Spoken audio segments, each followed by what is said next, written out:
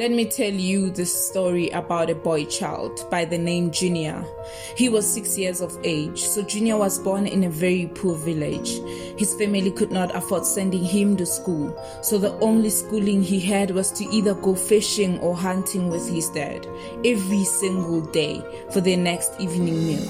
So most of the time when he went fishing with his father, Junior would just sit there on the rocks and observe his father while throwing the rod in the water for a catch.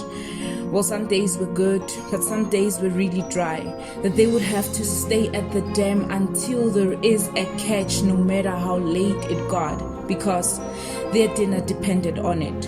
And so Junior would usually observe his father with a determined face that said, "I've got to have a catch. I cannot go home until there is a catch." And truth is, there was no any other option but to have a catch.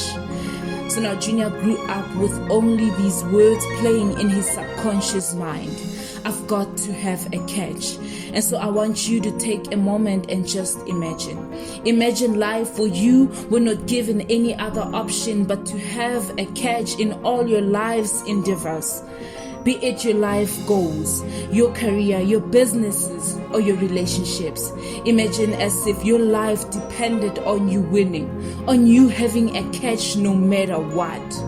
Can you imagine that? Well, looking at it in those lenses, I can only imagine someone like Junior in his early adult years starting up his own business with the only words playing in his head.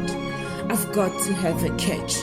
I can imagine all kinds of odds standing against him, but because he settled in his heart that I've got to have a catch, then there is no any other way but for him to have a catch. Can you imagine how far he will go? Do you understand that he will never back down until he's got a catch? Just like his father, who wouldn't go home until there is a catch. You know, I believe that if growing up we were taught the same as Junior, if we were made to believe that giving up is never an option, if we were taught that the only option there is I've got to have a catch, then each one of us would never back down no matter what. We would witness young people moving and shaking the world. As I'm talking about the story of Junior, I'm reminded about this man, the world's greatest inventor by the name of Thomas Edison, well known as the man whose world-changing invention was a result of 1,000 times failures. The invention of a light bulb. Please just take a moment and pause. Think about it. This dude didn't fail 100 times. I'm not even talking about 10 times. Because coming to think of it, most often, whenever we get rejection one time, we try one more time. Then when we get the second rejection, we take a little bit of courage and we push and try again. But after a third time of trying and still no breakthrough, we just back down and end up believing maybe it's just not meant to be. But Thomas, this dude failed 1,000 times until he got it right. And today, he is the most successful and inspirational inventor ever lived. And his famous quote that I think we should all cherish and live by is this. He says, "I have not failed 10,000 times, but I have successfully found 10,000 ways that will not work."